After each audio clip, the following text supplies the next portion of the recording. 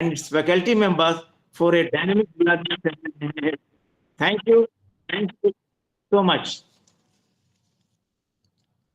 Thank you so much, sir, for such a warm welcome. Thank you, everyone, and especially Ibrahim, sir, for reaching out to me to make me a part of this wonderful series that you have started. And thank you to all the students here, everyone who is listening. And I hope that we take away something positive from here, from this session. So, shall we begin? I would request you all to just show me your faces as well instead of the blank screen. It will make this more interactive and fun for you guys and me as well, instead of this just being a blank screen and me speaking to you guys. So can you turn on your videos? That would really help me. Dear students, those who are, please turn on your videos. Welcome everyone. It's really nice to interact with someone if you can see their faces instead of interacting with just the name or blank screens. Okay, welcome everyone. Welcome to this session. So such kind words have already been spoken about me. Thank you for that. And I would just like to add a little bit so that to assure you of something. See, I was exactly where you are today. I was a literature student. I was excited. I was full of ideas. I was confused. And I couldn't just wait to have a published book in my hand, something of my own. And I think most of you would also dream of that day when you can have your own published book. So I just wanted to start this off so that you can relate to this, because one day maybe I will be attending your lectures. So I just wanted to stress out that how important reading is for all the writers. Since my childhood, I remember I couldn't fall asleep without reading a book. And I used to make stories with my siblings using stuffed toys.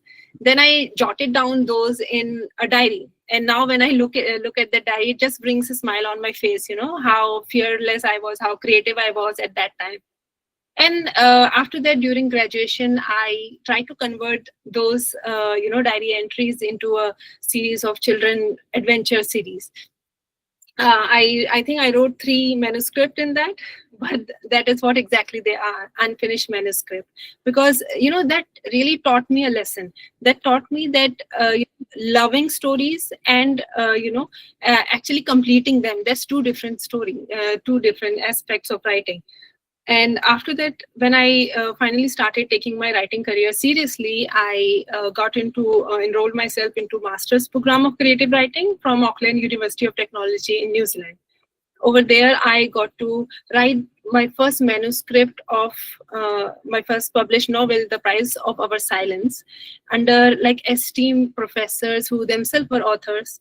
It took me 1 year to write that, and then another year to edit it. And then when I finally came back to India, I proposed to different publishers, and luckily I got accepted by Prabhat Prakashan, and they really loved the book so much that they offered me a 2-book deal, and they commissioned me to write the biography on Field Marshal Sam Manekshaw. So that was how the journey began, my writing journey. And after that, I got other commission work. I even wrote a collection of short stories, and some of as life got busier, it became easier to write short stories, and they were accepted in various anthologies. And this was a part of my writing journey so far.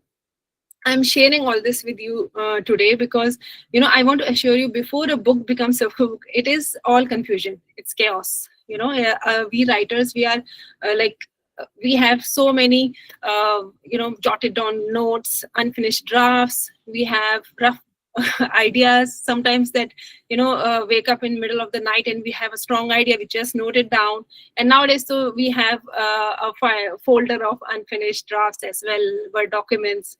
So all this chaos, we should not be afraid of that we are not reaching somewhere. We should accept that it is a process. It is a process. It's not a problem. The chaos in our writing life is not a problem.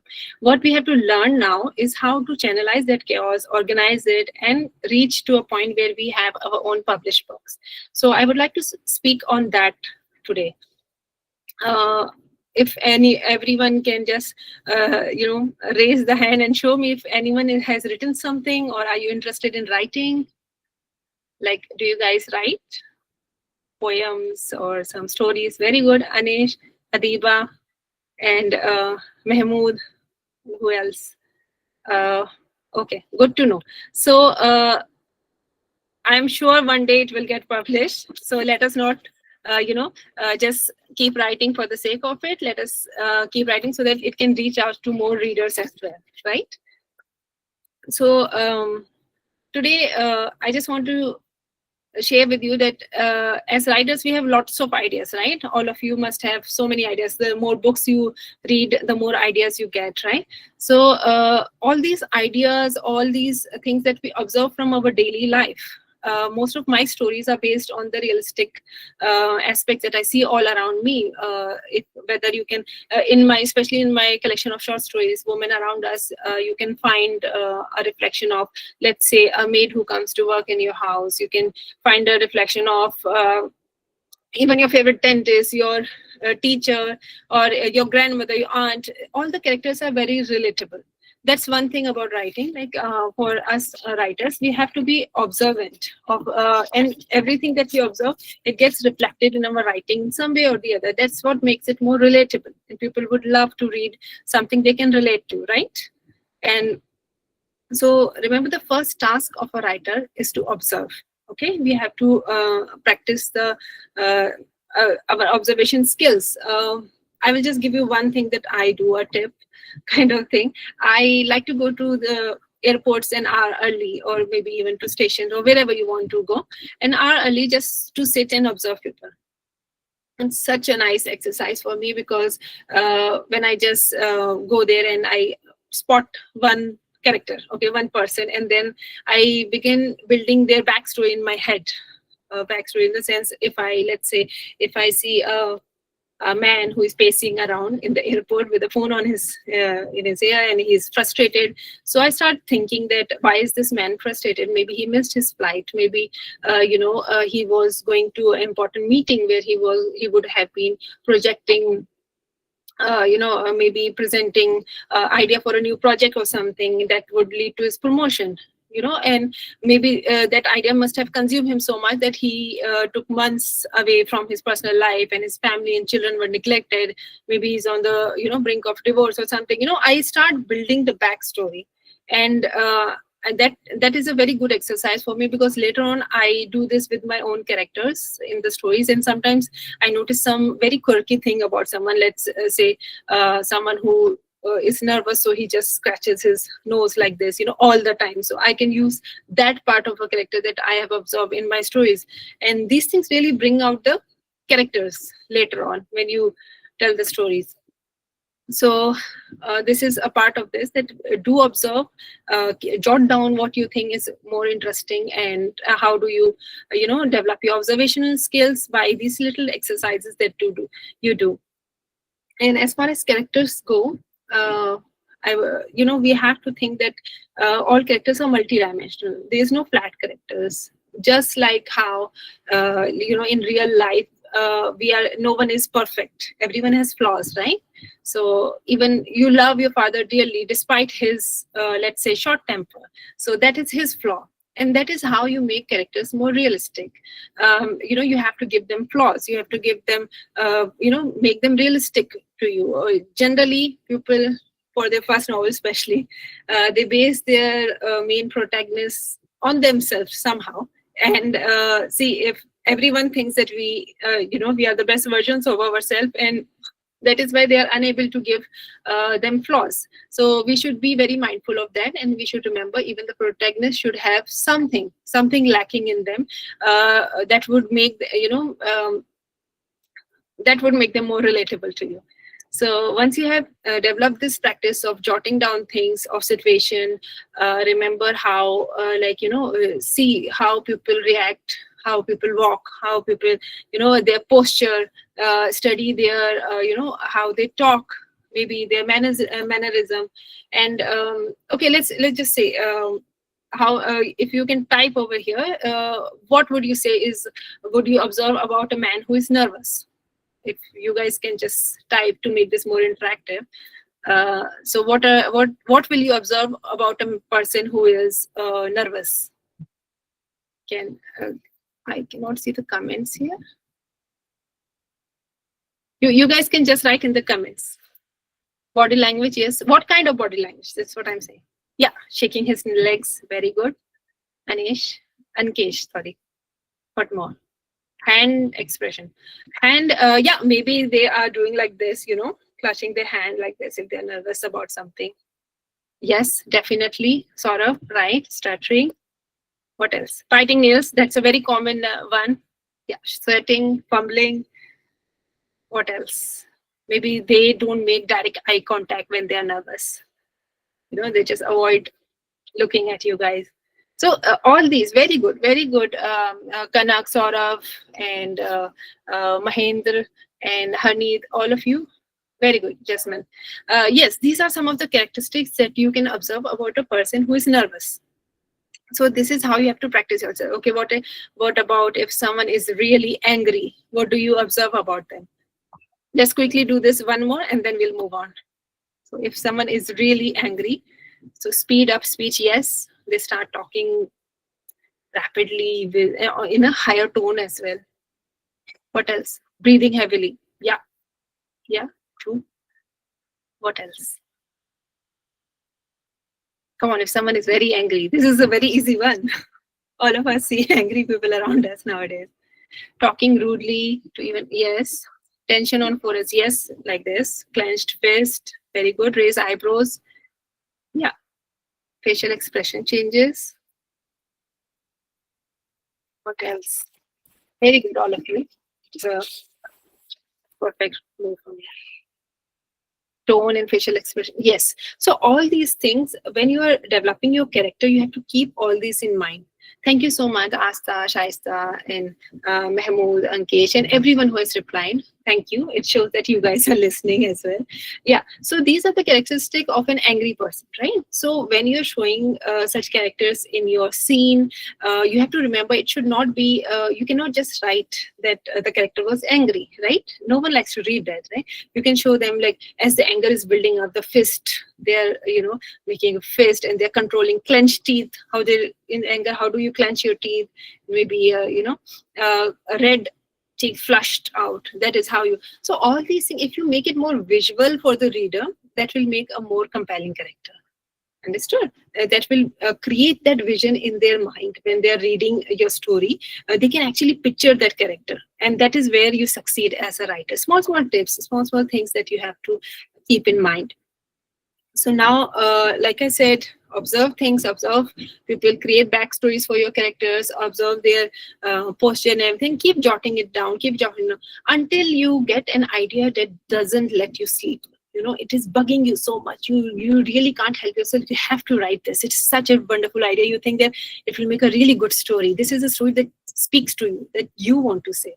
So when you have that idea, now the chaos will start to slowly, settle down, and keep that idea, work on that idea. After that comes the structure.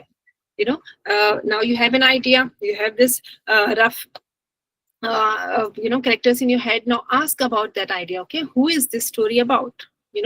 Who are the character? Who is the protagonist? Who is the antagonist? Who are all the characters? Who is this about? Okay, and what do they want to achieve? Their goal at the end. What do they want to achieve? And what is at stake? That means, like, what are the obstacles that they would face to reach that goal? What are they lacking? For example, if there is a character, let's say, who is a very shy, let's take our example. If a character is there who is very shy person in class, English literature, top students, he loves to read and everything, but he's a little bit shy and he's not confident in his work. So what is he lacking? His goal is to get a Booker Prize, let's say that. Okay, and what is he lacking? He's lacking confidence. So through your story, you have to give him some obstacles, some things that will slowly build that up. That is how you make the character arc. It's called, this is the point A where it starts from. This is point B where you have to reach. Okay, and for that you have to bring in character changes. Imagine if a character is same at the beginning of your story and even at the end he's the same. Same person. So will that be a compelling story? Do you think anyone thinks that if you have a same character who hasn't undergone these things, will that be a compelling story? No, right? See, I really want to either see your faces or at least type okay or no or yes, something to make this interactive so that I know that I'm speaking to real human here, not just in, a computer like that. Okay, so after you ask these questions, see, slowly and slowly the chaos is organizing themselves, right? It's when it is organized, slowly it is settling down. You have an idea, you have some characters in your mind, you have a goal, you have some struggles that you will give. So slowly, and now you have to come to the writer's process, and you can't say that every, this is the best process or this is the only option, this is how we have to write. There is no best process, if you can say. Everyone develops their own, right? If you ask me, I like to outline create an outline for my story, because I have young kids and I take time away from my family obligations, my work life, everything to dedicate to a story. So I don't want to write aimlessly. Like I did it before. I used to do it before, but now I have short time with me. So what I do is I create an outline. In the outline, you should remember that, what does, and sorry, if you create an outline, you should have a beginning, a middle, and an end, like all stories. And then you should have that structure, right? You know who your characters are, you know what problems you're going to give them, and you know where where it's going to reach, right? So now what do you do? The first drive, when you get to the writing part, okay, it has to be an uninterrupted writing part. Like, just get it out, get the story out of you. Don't worry about editing. Don't worry about, okay, this can be written better. No, don't worry. Just get the story out. Keep an outline in mind. Okay, this, I have to write a beginning, a normal standard life that is going. Then I have to add in a conflict. Conflict means the normal life is going. Something happens that starts the chain of events, right? So that is a conflict. So a conflict happens, and after conflict, what happens? You have to keep rising the tension of the story. That is the middle part of your story. That means one after the another, obstacles are coming, and it's increasing the tension of the story, right? And then until that time, you reach a climax.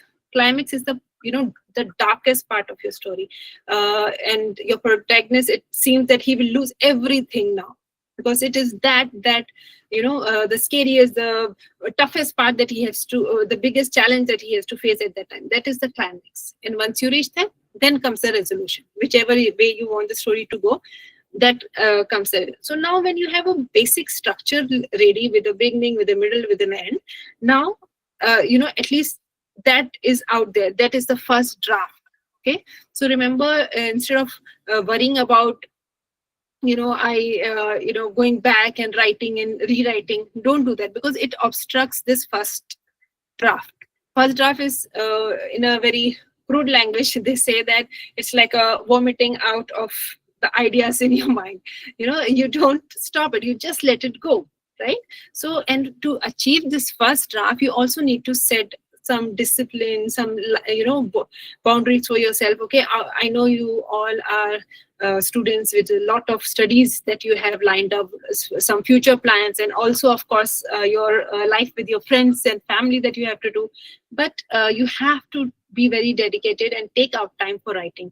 Let's say if you wake up at 8, okay, so you start waking up 1 hour early, from 7 to 8. Dedicate 1 hour to writing every day.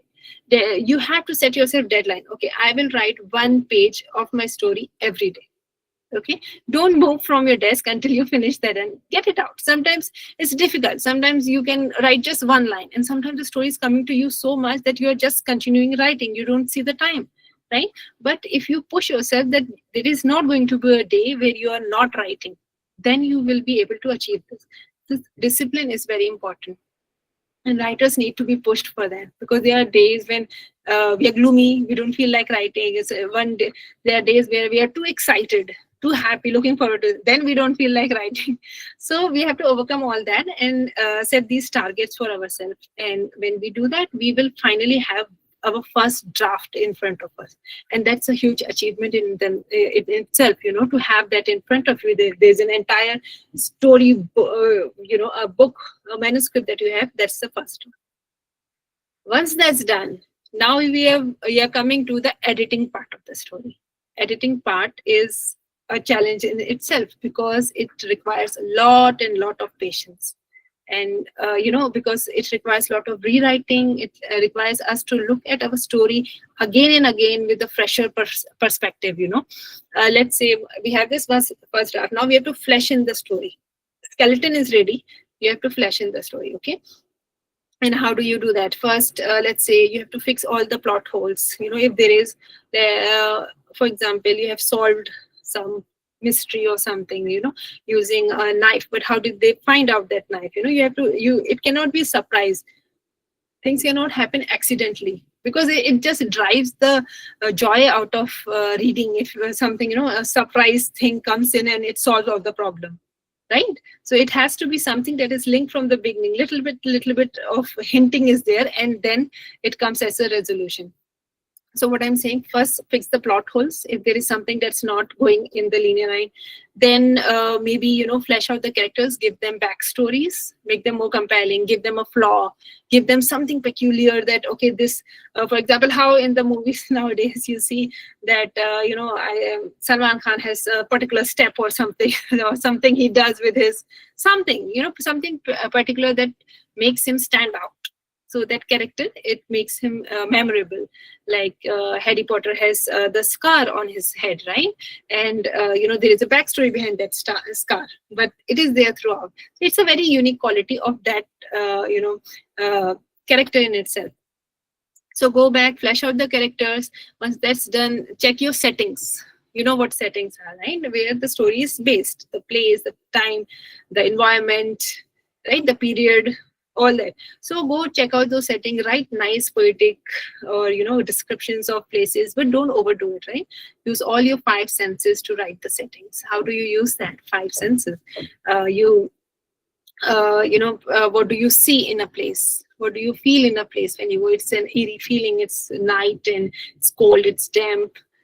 Just use your 5 senses to describe a setting, because that will make it more visual for your reader. And then they will feel that as if they are in the story. So go back, work on the settings, and then check the dialogues also, because it should not be a page full of he said, she said, he said, she said, right? It gets boring, right? If you have dialogues and pages of all these things, you have to insert in creative ways of dialogue tags. And see, all these topics are something that I can speak about in detail, and we will not have time for question and answers after that. So I'll just briefly touch upon that. If you want me to talk on something particular, then I will speak on it. So yeah, what I was saying, the editing really requires your patience. You go back and you fix the story, you make it, in your eyes perfect, but remember, there is no perfect draft, right? But at least a second draft, third draft, whatever, the several drafts. Every book, every published book has gone through several drafts. There is, I don't think that there would be an author who can say, okay, that was my first draft, gone, send, and publisher loved it, and it's done. You do have to rewrite, okay? So have patience. Remember, your favorite author also, they also have written multiple drafts, right? So once that's done, now comes the task of putting it out there in the world, right? You have to pitch it to the publishers now. So you will find all these tips online, like, what is the best way to pitch it, what best way to, how to approach the agents and everything. So I will not get into that. What I just want to say about the publishing part is have patience, okay? Like, I'll just give you an example. One of my dear author friends, he recently told me that his new book is coming out in 2026, okay? So, but it was accepted by the publisher in 2021. I was so surprised. Imagine, 5 years, if you have to wait 5 years to see your book after it gets selected by a publisher. So I told him, I applauded his patience, and I said, wow, how did you manage to, hold on to that? So he said he had his other books that kept him occupied, because he has been writing, he has been publishing, writing, publishing. So don't let one book define you. Once you have written a book, once it is out there, to you have pitched it to different publishers, then just let the book sell itself. Let it do the work, and meanwhile you get back to your writing. You write other things, take part in different contests that with the writing prompts and everything. It really helps once you start fresh. Okay. And editing part, I just forgot one thing to mention, that once you are done with all that editing, you have to step back for 1 or 2 weeks. Step back, read other authors, just keep your mind, refresh your mind with whatever activity you like to do, and then come back to your book, and then you will see it with a fresh perspective. Then you can see things that you didn't, you were missing out because you have been reading the same book again and again so many times. So that's what I'm saying. Believe in your work. Once it's done, set it out there and move on to other stories. Okay. So how much time do we have right now? Just before I can wind this up, and I'll just leave you with a few tips if you want. The first one would be that read. Please read. The more you read, the more you will be exposed to different genres. You will be exposed to different writing styles. Sometimes people say, "Oh, I don't like horror genre." I was one of them. I didn't, but now a few of my stories have been published in that genre because I started reading other people's work, and it really inspired me. Okay, I challenged myself. Can I write a horror story? And thankfully I did. Thankfully it got selected. So that's what I'm saying. Don't limit yourself. If there is something, I used to get so scared by the thought of writing a non-fiction book because it involves a lot of research. It involves a lot of reading. But life brought that into my hand, and I got work where I had to do that, and I did publish a few books in non-fiction category as well. So that's what I'm saying. Read. Okay, don't get biased in reading that this is my favorite author, I will pick that up. Don't.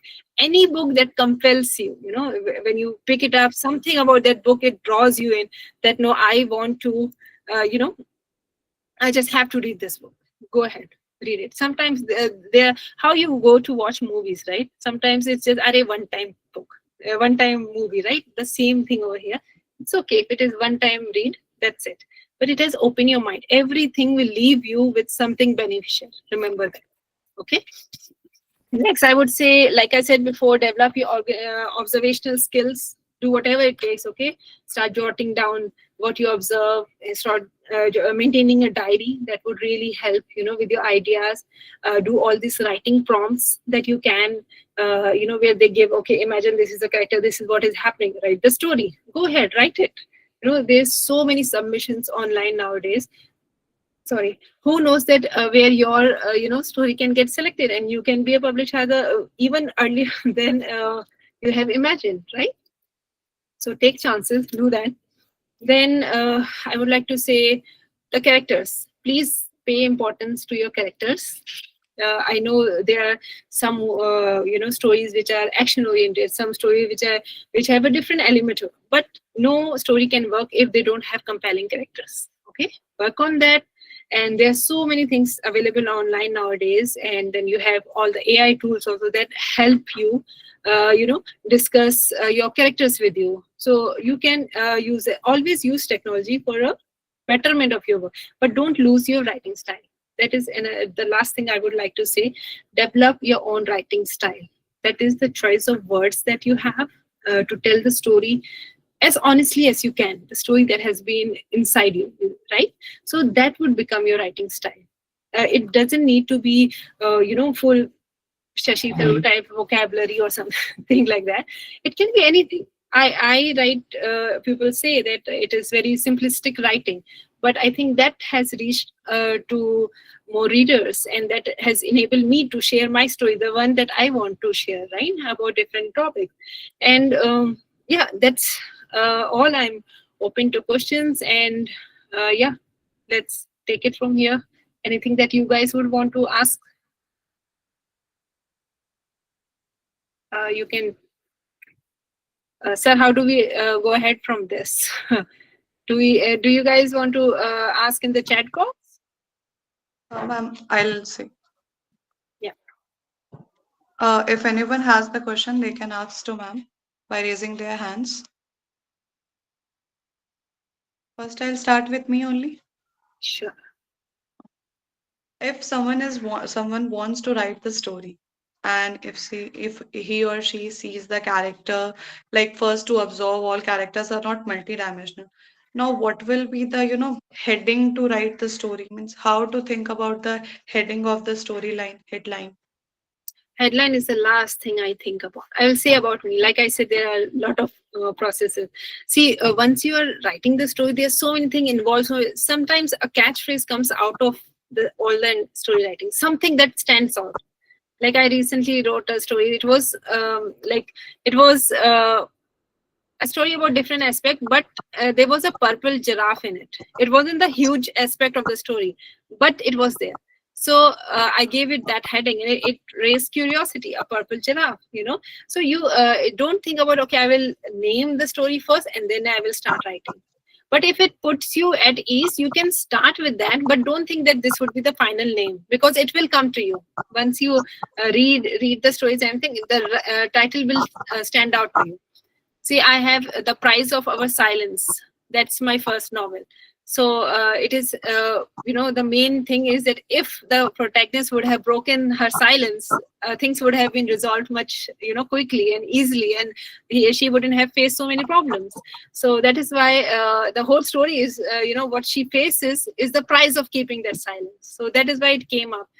Then I have Women Around Us. So it has short stories about women who are around us. So, it just comes to you. And how to be consistent while writing? Means if I write one day and another day I left. So how to be consistent while writing? Okay, yeah, that's a good question. Because see, life gets busier. You might have exams coming up. You might have to attend weddings. You might have to, take care of a sick person, or anything's come up, but that's fine. What I do is, see, I will share what I give myself deadlines. Okay, I that is my own personal thing, and if I'm unable to meet my own deadline, I don't think so I will meet anyone else's, right? So I'm more stricter on myself if I give myself deadline. So I jot down this date, that this is how much I will write every day, and I have to achieve half of the book by this month or whatever. So I start writing that way. Some days I am able to write multiple chapters. Some days I'm stuck with just one line because I'm unable to move ahead of that. So give yourself deadline, and be very consistent. Okay, this is the time frame. Early mornings work best for me, because see, some people are night owls. They love to relax and at the end of the day do it. But I feel that my brain is too exhausted by that time. So I like to wake up early in the morning, like 4:30, 5 o'clock, when I have given myself a deadline. And then that 1-2 hours of uninterrupted silent time that I have, that works best for me. So, but you have to stick to what you're committing to yourself, right? That is the biggest thing writers do. Like how, if you want to, take care of your physical health, you have to fix yourself. No matter what happens, rain or shine, I will go out for a walk, right? Or a run or whatever. So it's the same thing with writing. Thank you. Right. Anyone else has a question? Good evening, ma'am. Yes. Ma'am, the question was that we give certain personalities to our characters, like personalities, like whatever he does, like it's not related to us. Then how do we maintain its that character's personality throughout? Like how do we find out that character is going out of its character that I have certainly given it in the start? Okay. So you're saying that, let me just repeat the question. You're saying that if we have given a personality to a character, and a personality that is like we have just observed and we are doing it, and if it goes out of that personality, how would we keep it in check that this character is, maintaining, there is no inconsistency in his personality? Is that the question, Asta? That's the Yes, ma'am? question, right? That's the question, ma'am. right? Yeah. So this is where the editing part comes in. First of all, when you're writing, you would have a general idea of the character, right? That, like, for example, if nowadays in movies you have very angry characters and everything, but you do show a soft spot in them sometimes.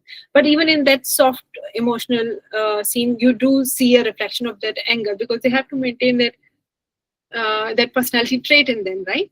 So I think when you go back to editing, when you're reading the entire script again, and when you feel okay, this is out of this, you will feel that airy feeling. Okay, it's not a part of this character. He cannot suddenly Yes, become ma'am. so soft.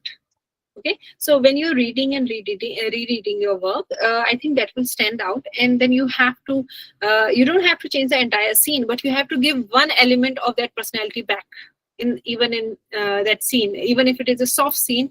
If you have created a very angry character and everything, and he is vulnerable in that scene, okay, but when he's vulnerable, then at the end of that scene he's again reserved, and he's, he gets back to his personality. So you know that he's not completely changed his personality for a scene, completely become lovable and everything. And then let's say the uh, you got it what I'm saying, right? In editing process you have to Yes, check for ma'am. all these inconsistencies in characters. Yes, ma'am. Got it, ma'am. Thank you, ma'am. Welcome. Anyone else? Sania, do you have a question? You have raised your hand. It's so nice to see all of you, online for a seminar like this. Honestly, it Good gives me hope. afternoon, ma'am. Good afternoon, Homa. I have a question that Yeah. I used to write poem, but Okay. from last year I have lost my interest in writing. How should I regain my interest? I do not enjoy writing. I have lost my interest. Okay. How Can should I you? regain it? Okay. Can you share with me how did you develop that interest in the first place? Like, did It some was poems attract you? uh, I was writing from I think when I was in fifth class, but after I have wrote in graduation also, but now when I have enrolled in MA, I have lost my interest. I don't know why. I'm not getting. Am I confused or what is happening? But I want to regain my interest, but I am not able to write. Do What you should I read? do? Do you read? No, I don't read.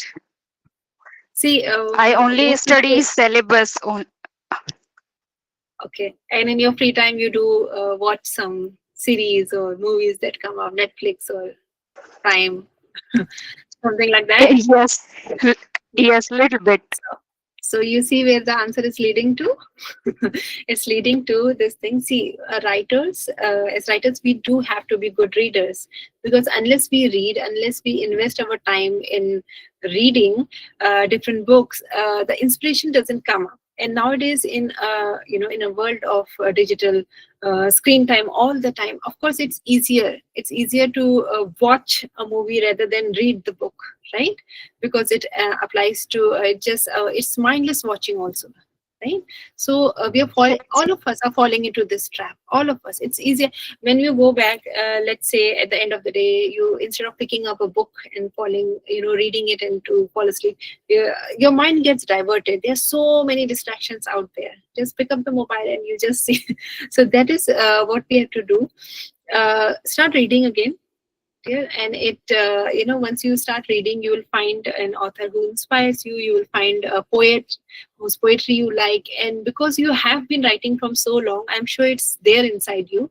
It's just that it's you're getting distracted. So practice writing whatever you want to write. Just because in poems they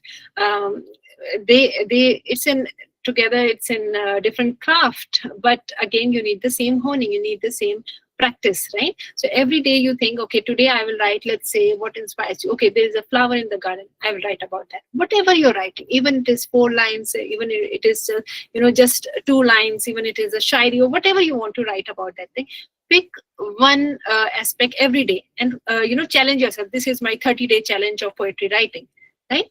Then you pick something up, start writing whatever you, and slowly, in the beginning it's not going to be something you like because you have been away from it for so long. But once you you might pick something up that will really inspire you, you can write. And you might even, as you see with the time that goes by, it will become easier, it will become better for you to write, and you might get it again, your power of writing poetry. I Thank you, hope this ma'am. Thank helps. you so much. Sure. Yes, ma'am. Yes. Thank you. Welcome. Anyone else has a question? Hello, ma'am. Hello.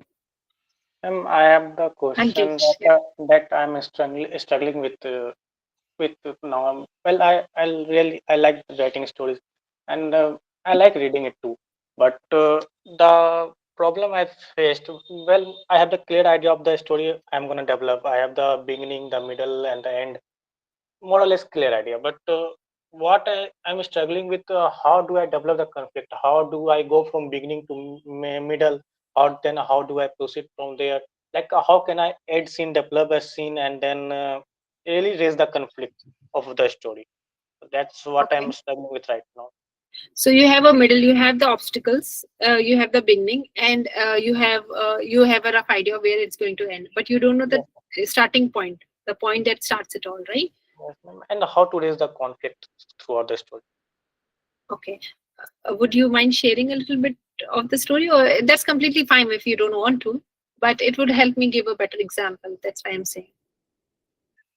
Do you want to share, or it's okay if you don't want to? Ma'am, I don't want to. Okay, that's fine. That's completely fine. Okay, so let's say your character is having, you're beginning the story with, let's say, a couple who husband wife who is there, and they want to, let's say, they want to bring about they are very good people, they want to bring about a positive change in the world, and they have been always working towards that, and this is their general nature. Okay. And the conflicts that you want to raise in their life is, let's say, a new rules come in that is destroying some forest or something, and these couple wants to step up and protect that or something. And the climax is when they are thrown into jail. Let's just assume that, and the resolution should be something like. So if this is a rough idea of a story I have, but where do I start the conflict, where do I start increasing the tension, right? So in the beginning I will build a world that will observe the nature, like the reader inside my world. Okay, I will show them a glimpse of what they can relate with in the beginning, right?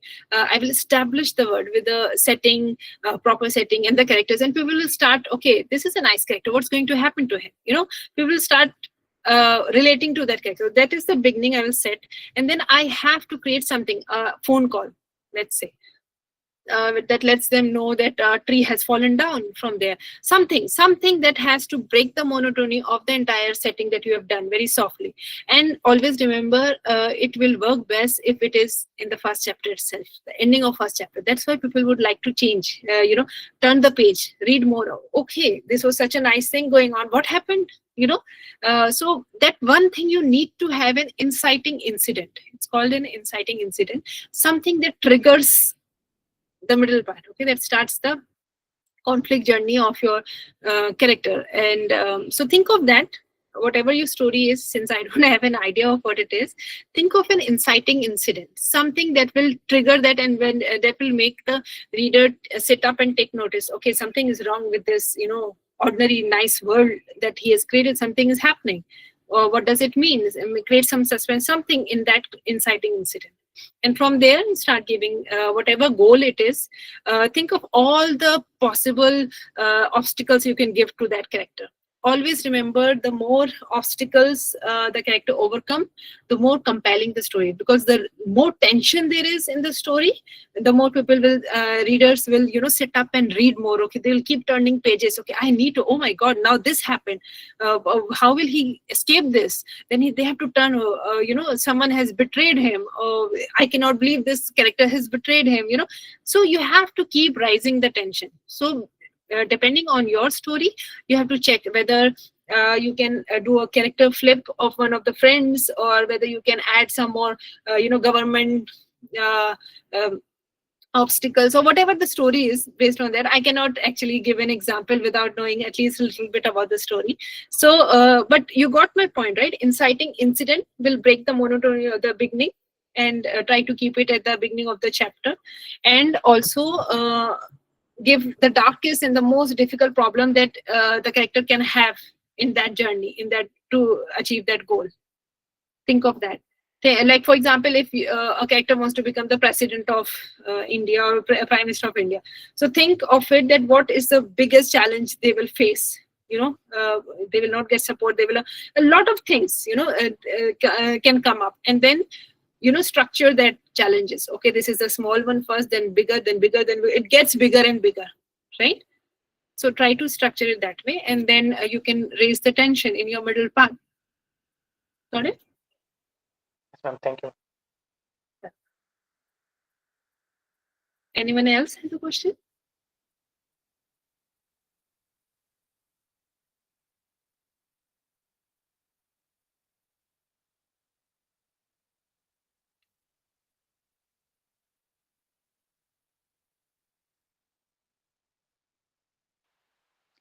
Thank you, ma'am. I think now we Good e- don't have any questions. Thank you for this engaging session. Now our minds are clear from chaos to chapter, just like the title. Now I would like to address our faculty member to say what they like about the session.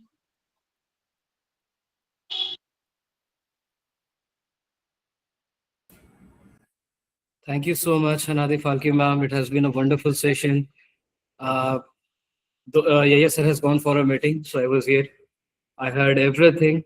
I'm sure that will get our students, we will be getting students turning into a writer as well. At least few of the students who are at least trying to write. It was a very Sure. wonderful lecture. Thank you so much, ma'am. Thank you. And we can Thank go move ahead with the word of thanks. Sure, sir. Now I would like to call my co-host Sudhi to proceed with the vote of thanks.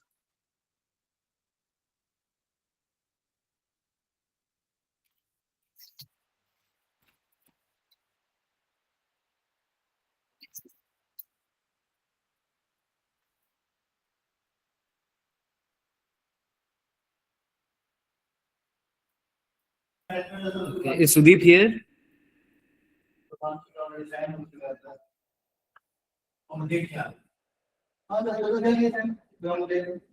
Okay, I Sorry, feel. ma'am. Yes, Hello. yes. Okay. Good afternoon, everyone. Respected Hanadi Falki ma'am, esteemed faculty members, and my dear friends. My name is Sudeep Kumar Munda, a student of postgraduate semester 2, and I feel truly honored to deliver the vote of thanks for today's inspiring session. Ma'am, it was a privilege to have with you us today. Your words, experiences, and insights have deeply motivated us and given us a new perspective on writing, creativity, and social responsibility. The way you shared your journey and thoughts will surely stay with us and inspire us to work harder towards our own goals. So, on behalf of the entire department, I sincerely thank you for sparing your valuable time and enlightening us with such a wonderful session. We are truly grateful for your presence, ma'am. Thank you once again.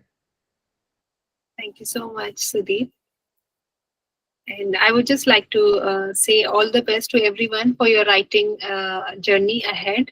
And remember, we all have this power of words with us, right? So please use it for bringing about more joy to the world, more hope, more positivity, right? Bring more thrill, bring more laughter, whatever your genre is. Just try to make this world a better place with the power of your pen that you have. All the best.